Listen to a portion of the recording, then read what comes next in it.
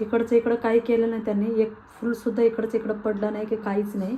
आणि तो वर चढला कसं शक्य येतं. आणि माझे बाबा 3 महिन्याने आल्या, 3-4 महिन्याने गावीच राहतात, त्यांना गावी आवडतं. बाबा इतके हसतात ना कॉमेडी बघून, पिक्चर बघून.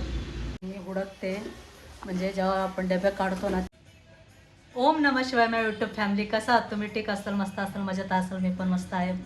सकाळ सकाळ आपलं ब्लॉगिंग सुरू. आता जप वगैरे केले, म्हटलं आई साहेबांना घ्यावं आपलं. म्हटलं आता मला मेन म्हणजे आहे ना, डबे इतका सकाळी म्हणजे नाही का, किती दिवस झाले, 2-4-8 दिवस झाला असेल. मी म्हणते की नाही का आपलं डबे वगैरे पुसून घ्यावा, कडप वगैरे इतकं घाण होतात ना, माहीत नाही बाबा कसं काय एवढा पाऊस कळाय तरी सारखं तरी हात चालूच असतं आमच्या इथं स्वच्छताचं. तरी इतकी घाण आहे ना, तुम्हाला दाखवते. खूप घाण असे साठतं नाही काय माहीत कसं काय होतं एवढं घाण. म्हणजे सारखं म्हणजे असे घासणं वगैरे असतंच, म्हणजे महिन्याला 1.5 महिन्याला, म्हणजे मी तरी घासते तसं. तरी एवढं घाण होतं, कशाने होतं काय माहिती. एवढं धूळ बसलेलं आहे ना, दिसतं का नाही काय माहिती ब्लॉगमध्ये. खूप धूळकट असं असतं. म्हटलं आता सगळे कडप पुसून घेते. आणि माझं ते मोबाईलचं हेच माझ्या भावाने घेऊन गेलं, त्यामुळं मला नीट ब्लॉगिंगच करता येईल. तर सकाळी म्हटलं आपलं हे सगळं पुसून घेते. खूप भांडी, इकडं वरती भांडी, माळ्यावर भांडी, सगळीकडेच भांडीच भांडी आमच्या घरी.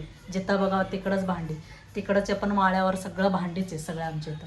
आता पटकन हे सगळं पुसून घेते वरपर्यंत अशी. तरी आहे ना सामान ठेवायला कमीच पडतं तेवढे डबे असून सुद्धा. आणि वरती पण सगळं असे नाही का, वरचं पण दाखवतं. त्या डब्यांमध्ये नुसतं असे नाही का, जे म्हणजे सामान एक्स्ट्राचं सामान म्हणजे काय, कुरडा पापडे हे सगळं तेच भरलेलं इथल्या सगळ्या वरच्या डब्यातनं. त्यामुळं ना कळतच नाही. पुसून घेते पटापटावरचं. मला ना स्वच्छता आवडतं, मला अशी अजिबात अशी घाण अशी नाही आवडत घरात. आता म्हटलं आमचा गुब्ब्या गेला सकाळपासून बाहेर गेला आहे बिचारा, तो अजून आला नाही. आम्ही हुडकतोय त्याला, बाबा हुडकतं ते. बाबा इतके हसतात ना कॉमेडी बघून, पिक्चर बघून. बाबा का हसता एवढं? हां आली माझे बाबा 3 महिन्याने आल्या, 3-4 महिन्याने गावीच राहतात, त्यांना गावी आवडतं.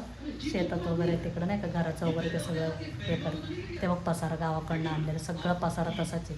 गव्हाचा कट्टा आहे, 30 का 40 किलोचं आहे. वर सगळं ते तिखट सगळं आणलेलं, डाळी वगैरे हे सगळं असतं. ते गेले की घेऊनच येतात. आम्ही म्हणतो नको नको, आपण ऐकतच नाही, ते त्यांच्या मनानेच करतं सगळं. ऐकणार तर नाही. तरुणपणी म्हणजे 9 वर्षाचं का काहीतरी होते वाटतं, 10 वर्ष 9 वर्ष, तेव्हा ते महाराष्ट्रात आले. आणि आता बघ, आता गावाला जातं सगळं, ते घरचं वगैरे ते बघतात थोडंफार सगळं वगैरे, त्यांना आवडतं तिकडं. त्यामुळे आम्ही पण काही नाही म्हणत. तरी कधी कधी राग येतो, मी नव्हते बोलत त्यांच्याशी किती दिवस. तसं ना डब्यात आणून मी सामान भरायला जाते, माझं लक्षात पण राहत नाही काय आणायचं काय नाही कसं डबल इतकं होतं ना. इतकं ह्याच्यात ते बघ सगळे सामान डबल दाखवते. हे तीळ, मिरी, काय लवंग, काळी मिरी, हे दालचिनी, तीळ, जिरं, इलायची, हे सगळं इतकं आणून तसंच पडून मी हुडकते. म्हणजे जेव्हा आपण डबे काढतो ना तेव्हाच लक्षात येते ह्याच्यात मी हे ठेवले ते ठेवले. मी बदामाचं तेच म्हणते, मी पाकिट आणले एवढं अर्धा किलोचं, कुठं ठेवले मनुके वगैरे, आणि लक्षातच नाही माझं. खूप आत्ता आला घरी, इतका जोरात पाऊस, आम्ही घाबरलोय.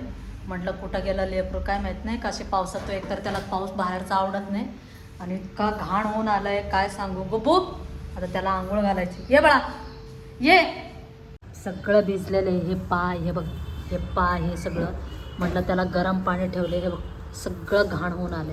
आता म्हटलं त्याला आंघोळ घालते गरम पाणी. मला नाही माहीत मला घाल, पण मी प्रयत्न करते, पहिल्यांदाच घालते आता त्याला आंघोळ. मी केस वगैरे बांधले, म्हटलं त्याला नीट आंघोळ घालते आता, स्वच्छता बघते आता. इतका ना आम्ही घाबरलो होतो. आता 1 वाजल्याने तर तो बरोबर जातो, वेळचं वेळ घरी येतो. आणि आज लयच उशीर झाला बिचारायला. तर गरम पाण्याने आंघोळ घालते ना त्याला, म्हणजे व्यवस्थित झोपून जाईल. आता किती स्वच्छ दिसतं माझं बाळ.